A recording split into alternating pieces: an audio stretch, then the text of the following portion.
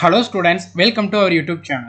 SSC MTS exams உடைய admit card SSC release பண்ணிட்டாங்க. அது எப்படி டவுன்லோட் பண்றது, எக்ஸாம்ஸ்க்கு என்னென்ன டாக்குமெண்ட்லாம் நீங்க கொண்டு போகணும், இத பத்தின கம்ப்ளீட் இன்ஃபர்மேஷன் நாம இந்த வீடியோல பார்க்க போறோம். எக்ஸாம் பாத்தீங்கன்னா உங்களுக்கு செப்டம்பர் 30 ஸ்டார்ட் ஆகி நவம்பர் 14 வரைக்கும் எக்ஸாம்ஸை SSC கண்டக்ட் பண்ண போறாங்க. ஸோ நீங்க என்னைக்கு எக்ஸாம் எழுத போறீங்களோ அன்னைக்கு உங்க டேட்டை நீங்க செக் பண்ணியிருப்பீங்க. அந்த டேட்ல இருந்து 4 days பிஃபோர் தான் உங்க அட்மிட் கார்டை நீங்க டவுன்லோட் பண்ண முடியும்.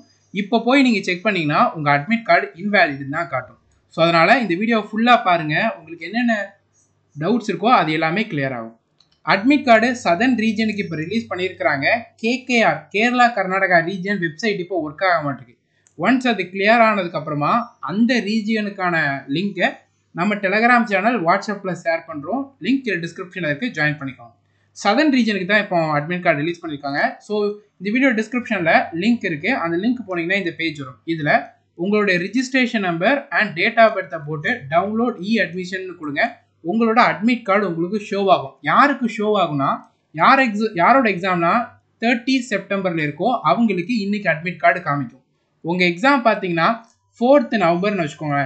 நீங்கள் 1st நவம்பருக்கு அப்புறம் உங்கள் அட்மிட் கார்டை செக் பண்ணிங்கன்னா உங்களுக்கு உங்கள் அட்மிட் கார்டு காட்டும். இப்போ செக் பண்ணிங்கன்னா இன்வேலிட் தான் காட்டும். ஸோ உங்கள் அட்மிட் கார்டு 4 daysக்கு பிஃபோராக தான் பார்த்தீங்கன்னா SSC ரிலீஸ் பண்ணுவாங்க. அதை நோட் பண்ணிக்கோங்க. அட்மிட் கார்டு வந்ததுக்கப்புறமா டவுன்லோட் ஆப்ஷன் இருக்காது. ஸோ நீங்கள் ஷேரை கிளிக் பண்ணி க்ரோமில் தான் யூஸ் பண்ணுவீங்க. ஸோ அதில் ஷேரை கிளிக் பண்ணி பிரிண்ட்டை செலக்ட் பண்ணி பிடிஎஃபாக சேவ் பண்ணி வச்சுக்கோங்க. தென் அதை பிரிண்ட் அவுட் எடுத்துக்கோங்க. இப்படி தான் நீங்கள் அட்மிட் கார்டை டவுன்லோட் பண்ணணும். அட்மிட் கார்டு நீங்கள் பிளாக் அண்ட் ஒயிட்லேயும் கொண்டு போகலாம், கலர் ஜெராக்ஸும் கொண்டு போகலாம். பிளாக் அண்ட் ஒயிட்டே போதும். அட்மிட் கார்டில் பார்த்தீங்கன்னா உங்களுக்கு எந்த பேஜ் மட்டும் எடுத்தால் போதும்னா ஃபஸ்ட்டு பேஜை மட்டும் நீங்கள் பிரிண்ட் அவுட் எடுத்தால் போதும். ஏன்னா ஃபஸ்ட்டு பேஜில் தான் உங்களுடைய டீட்டெயில், ஃபோட்டோ, பார்கோட் எல்லாமே இருக்கும். அது மட்டுமே போதும். அட்மிட் கார்டு பார்த்தீங்கன்னா நீங்கள் எல்லா பேஜஸுமே எடுக்க வேண்டிய அவசியம் கிடையாது. ஃபஸ்ட்டு பேஜ் மட்டுமே போதும். ஓகேவா? ஓகே. ஸோ இப்போ எக்ஸாம்ஸ்க்கு என்னென்ன கொண்டு போகணும்னு பார்த்தலாம். எக்ஸாம்ஸ்க்கு பார்த்தீங்கன்னா நீங்கள் டவுன்லோட் பண்ண admit card and ID proof. இந்த ஐடி ப்ரூஃபுங்கிறது பார்த்தீங்கன்னா உங்கள் அட்மிட் கார்டில் உங்களுடைய டேட் ஆஃப் பர்த் மென்ஷன் ஆகிருக்கும். அந்த டேட் ஆஃப் பர்த் எப்படி இருக்கோ அப்படி மேட்ச் ஆகக்கூடிய ஒரு ஐடி ப்ரூஃபை தான் நீங்கள் எக்ஸாம்ஸ்க்கு கொண்டு போகணும். அந்த ஐடி ப்ரூஃப் என்னெல்லாம் இருக்கலாம்னா PAN card, Aadhaar card, voter ID, driving licence, 10th mark ஷீட்டோடைய ஜெராக்ஸு, இதில் ஏதாவது ஒரு ப்ரூஃபை வந்து நீங்கள் கொண்டு போங்க. கொண்டு போகிற ப்ரூஃபில் உங்களுடைய டேட் ஆஃப் பர்த் ஃபுல்லாக இருக்கணும். அந்த டேட் ஆஃப் பர்த் அட்மிட் கார்டில் இருக்கக்கூடிய டேட் ஆஃப் பர்த்தோட மேட்ச் ஆகணும். இதை வெரிஃபை பண்ணி தான் எக்ஸாம்ஸ்க்குள்ளே அலோவ் பண்ணுவாங்க. Mostly PAN card, Aadhaar card உங்கள் எல்லார்ட்டையுமே இருக்கும். இது ரெண்டில் ஏதாவது ஒன்று கொண்டு போங்க mostly. So passport size photo பார்த்தீங்கன்னா 2 கட்டாயமாக கொண்டு போகணும். ஒன்று தான் தேவைப்படும், 2 கையில் வச்சுக்கோங்க.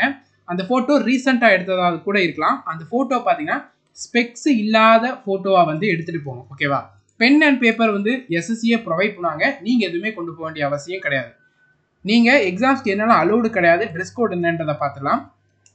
பாய்ஸ் அண்ட் கேர்ள்ஸாக இருக்கீங்கன்னா நீங்கள் காலேஜ் அவுட்ஃபிட் அண்ட் உங்களுக்கு எது கம்ஃபர்டபுளான ட்ரெஸ்ஸாக இருக்கோ, நீங்கள் காலேஜ்க்காக இருக்கட்டும், ஏதாவது ஃபங்க்ஷன்ஸ்க்காக இருக்கட்டும், ஃபார்மலாக என்ன ட்ரெஸ் போட்டு போவீங்களோ அதே போட்டு போகலாம்.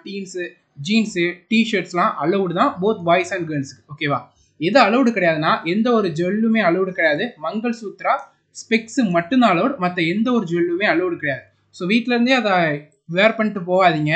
கட்டாயம் அப்படி தான் போகணுன்னா நீங்கள் உங்கள் பேக் வச்சுக்கோங்க. பேக்கில் அந்த ஜுவல்ஸு, ஆர்னமெண்ட்ஸ் எல்லாமே வச்சுக்கிட்டு அது பேக் வைக்கிறதுக்கு ஒரு இடம் தருவாங்க. இல்லை பேரண்ட் யாரையும் கூப்பிட்டு போகிறீங்கன்னா அவங்கள்ட்ட கொடுத்துக்கோங்க, அங்கே சேஃபாக இருக்கும். ஜுவல்ஸோ அண்ட் ஆர்னமெண்ட்ஸோ எக்ஸாம் சென்டருக்குள்ளே அலோடு கிடையாது. கையில் கட்டியிருக்கக்கூடிய கயிறு, belt, watch, mobile, key, calculator, purse, other electrical gadgets எதுவுமே எக்ஸாம் ஹால்குள்ளே அலோடு கிடையாது. இது எல்லாம் வச்சுருக்கீங்கன்னா பேக் வச்சுக்கோங்க. அதில் வச்சுக்கிட்டு பேக் வைக்கக்கூடிய இடத்துல நீங்கள் வந்து வச்சுக்கிடலாம். ஓகேவா? பேக் எக்ஸாம் சென்டருக்குள்ளே அலோடு கிடையாது, நீங்கள் வெளியே தான் வைக்கிற மாதிரி இருக்கும். இதான் அலௌடு கிடையாது திங்ஸு. அண்ட் ட்ரெஸ் கோட் என்னங்கிறத ஷேர் பண்ணிக்குவோம். உங்களுக்கு ஏதாவது இது தவிர டவுட் இருந்தால் கட்டாயம் கமெண்ட் செக்ஷனில் கேளுங்க. ரொம்ப ரொம்ப முக்கியமான ஒரு விஷயம், அட்மிட் கார்டில் பார்த்தீங்கன்னா உங்களுக்கு ரிப்போர்ட்டிங் டைம்ன்றது ஒன்று கொடுத்துருப்பாங்க. அந்த ரிப்போர்ட்டிங் டைமுக்கு முன்னாடி இருக்கிற மாதிரி பார்த்துக்கோங்க. இல்லைனா க்ளோசிங் டைமுக்கு முன்னாடியாவது எக்ஸாம் சென்டர் போய் ரீச் ஆகிற மாதிரி பார்த்துக்கோங்க. ஏன்னா க்ளோசிங் டைமுக்கு அப்புறமா எக்ஸாம் சென்டருக்கு நீங்கள் 1 minute அப்புறம் போனாலும் அலோவ் பண்ண மாட்டாங்க. காரணம் அதுக்கப்புறம் நிறைய செக்கிங் ப்ராசஸ்ஸு, வெரிஃபிகேஷன் இது எல்லாமே இருக்கிறதுனால க்ளோசிங் டைமுக்கு அப்புறம் போகிறவங்கள அலோவ் பண்ண மாட்டாங்க. நீங்கள் உங்கள் எக்ஸாம் சென்டரு ரொம்ப டிஸ்டன்ஸில் இருக்குன்னா ஃபஸ்ட்டு ஷிஃப்ட்டில் எழுத போகிறவங்க உங்கள் எக்ஸாம் சென்டருக்கு ஆன் டைமில் ரீச் ஆக முடியாதுன்னு உங்களுக்கு தெரியுது, ரொம்ப டிஸ்டன்ஸ் இருக்குன்னா 1 day பிஃபோராகவே ட்ராவல் பண்ணுற மாதிரி பார்த்துக்கோங்க. ஆன் டைம் எக்ஸாம் சென்டரில் இருக்கிற மாதிரி பார்த்துக்கோங்க. நீங்கள் ரொம்ப டிஸ்டன்ஸ்லேருந்து வரீங்க, ஏதாவது டிரான்ஸ்போர்ட் ஃபெசிலிட்டி இது இல்லாதனால லேட் ஆச்சுன்னா எதையுமே அக்செப்ட் பண்ண மாட்டாங்க. இதை மைண்டில் நல்லா வச்சுக்கோங்க. செக்கிங் ப்ராசஸ்ங்கிறது பார்த்தீங்கன்னா நீங்கள் ரிப்போர்ட்டிங் டைமுக்கு முன்னாடி எக்ஸாம் சென்டருக்கு போயிருங்க. உங்களுக்கு அட்மிட் கார்டில் ரிப்போர்ட்டிங் டைம்ன்றதை கொடுத்துருப்பாங்க. ரிப்போர்ட்டிங் டைம்லேருந்து க்ளோசிங் டைம் வரைக்கும் பார்த்தீங்கன்னா ஒரு 45 மினிட் டைம் தருவாங்க. இதுக்குள்ளே அந்த ஷிஃப்ட்டில் எக்ஸாம் எழுத போகிறவங்கள சென்டருக்குள்ளே அலோவ் பண்ணுவாங்க. க்ளோசிங் டைம்லேருந்து 30 மினிட்டுக்கு பார்த்தீங்கன்னா உங்களுக்கு ஒரு ஃப்ரீ டைம் மாதிரி கிடைக்கும்.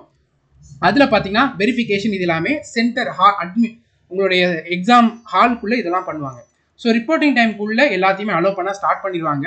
ஸோ நீங்கள் எக்ஸாம்ஸ் ஒரு டேக்கு பிஃபோராகவே பிரிண்ட் அவுட்டாக இருக்கட்டும், டிரான்ஸ்போர்ட் ஃபெசிலிட்டியாக இருக்கட்டும், எல்லாத்தையுமே ரெடி பண்ணி வச்சுக்கோங்க.